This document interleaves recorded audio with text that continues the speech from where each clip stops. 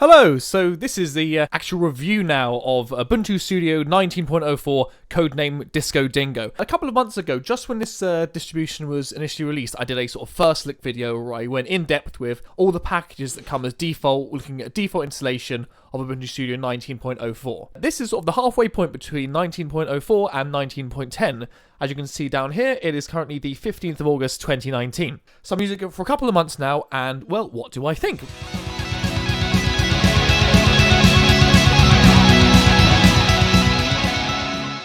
Well, this is still the version that's actually installed onto my computer. No virtual machines or anything like that here. This is the proper lot. This is what I've been using in conjunction with Windows 10 Pro as one of my main operating systems. And I've done a little bit of customizing to it, but one thing we can immediately see is how we have the default desktop wallpaper. I cooed over this in my initial video about how much I love this desktop wallpaper, and I've not wanted to change it.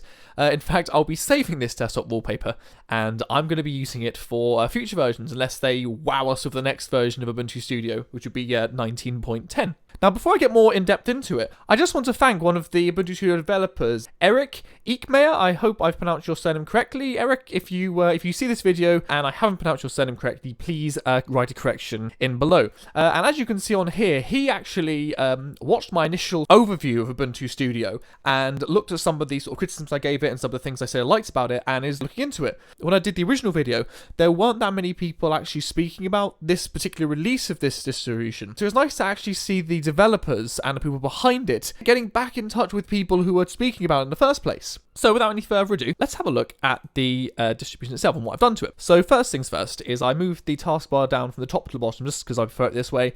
I've reorganized stuff over here. I've set myself a little conky. But other than that, not a huge amount of things done differently.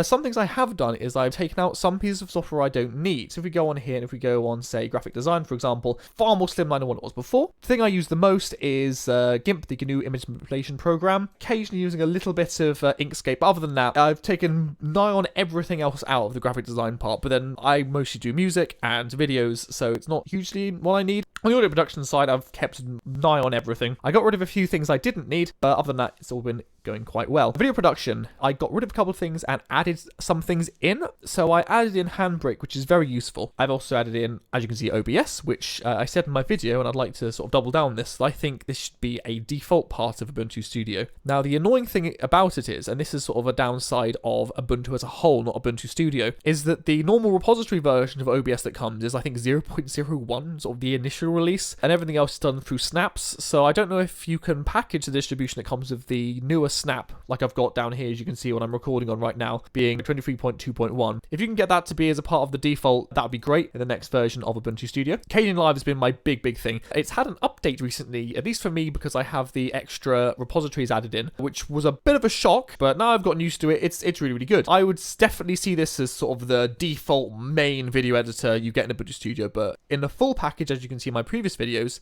you get a couple out of the box to work with. Now, something I'd just like to talk about that is more of an Ubuntu problem is, we're looking on here, the bit I have for Wine now. I'm not going to open up my programs file. It was a pain in the butt trying to get Wine installed onto this particular version of Ubuntu. Now, once again, this is more of a Ubuntu as a whole problem rather than Ubuntu Studio, but it was a headache. Eventually, I was able to get it to work. But then, unless you're installing something onto an LTS, a long-term support release version of Ubuntu, there's always going to be potentially a bit of iffiness, something not supported straight out of the box. You have to wait a little while on it. But I felt like I had to take longer on this than I normally would. So, how does it go as being a actual media production system? Well, I can tell you that for graphics and video editing, it is absolutely stellar. A little while ago, I actually turned to using this distribution. I think the first one I used was 18.04 of Ubuntu Studio. I think that was the first one I ended up using, and I've been using it as my graphics and as my video editor ever since. I didn't use any of the software I have on my Windows installation for that. The only thing I haven't fully crossed over with yet is music production, as I do work in the industry and I need to have access sometimes to things like Sibelius, things like Pro Tools, and I haven't completely given Ardour a proper go yet, although I'm hopefully going to do a little bit more of that soon. That's the only one thing it hasn't pulled me in on, but everything in Ardour looks really good, and one of the fantastic things about it, about Ubuntu Studio in particular,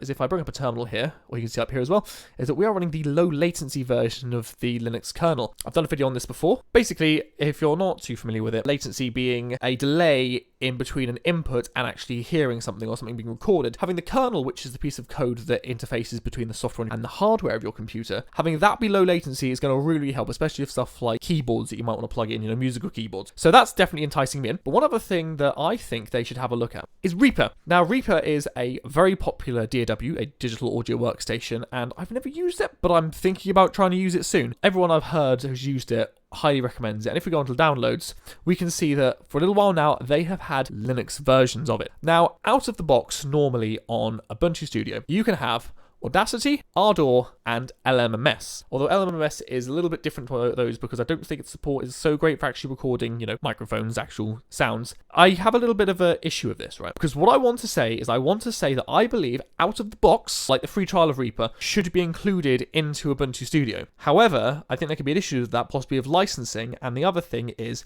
that would then be asking and introducing a piece of proprietary, so a piece of not free and open source software, as Reaper is proprietary, into the repo just as a default application. Now, even though I like the idea of pushing, free and open source software, and Ardor is great, a lot of people do like using Reaper, so part of me believes that in the same sense as how for video editors you have the option of both Kdenlive and OpenShot, I believe that maybe for 19.10 they might want to include Reaper, so you have the option of your main DAWs as being Ardor and Reaper. That could be something to look forward to in the future. So here's Ubuntu Studio's website, where you can download the distribution and get everything else you want on it. And one other thing I'm really hoping for, XFCE's latest release, 14.14, has been released recently, and so I'm hoping and praying that in 19.10 we're going to be getting that version in this, as this is partially based on Ubuntu, the XFCE-based Ubuntu distribution. And that brings me on to the desktop environment itself. We are running XFCE here, XFCE 4.12. Brilliantly stable, lightweight, does everything you like, fantastic. It became my favourite desktop environment to use. So who's this distribution for? As I've said, it's for all people who need to use some sort of digital creation, be it music, be it graphics, be it literature even, be it art, be it video. It has everything. If you're running a Linux distribution and you need to use those things, especially if you're doing some sort of recording,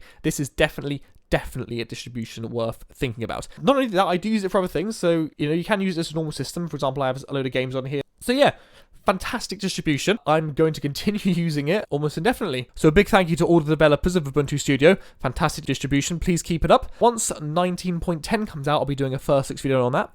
And in the meantime, if you enjoyed, please like, share, and subscribe. Goodbye.